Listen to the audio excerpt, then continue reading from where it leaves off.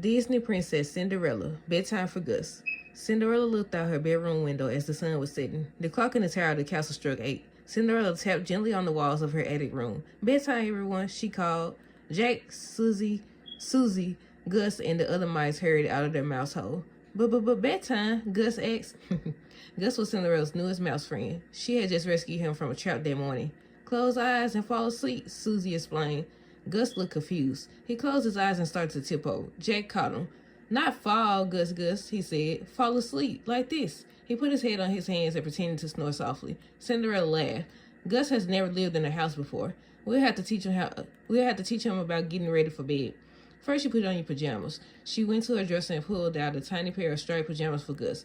"Now sleep, Cinderella," Gus asked. Cinderella smiled. "Not quite yet," she said. "Now you need to wash your face and brush your teeth.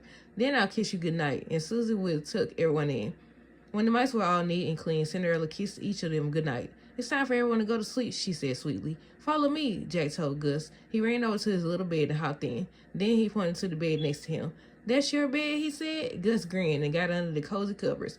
"Story, Cinderella," someone cried. Cinderella smiled. "All right," she said. "Once upon a time, there was a young prince who lived in a castle." She continued the story for a long time. Each time she tried to stop, the mice begged for more.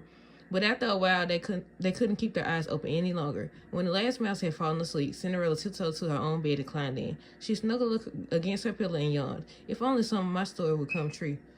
The end.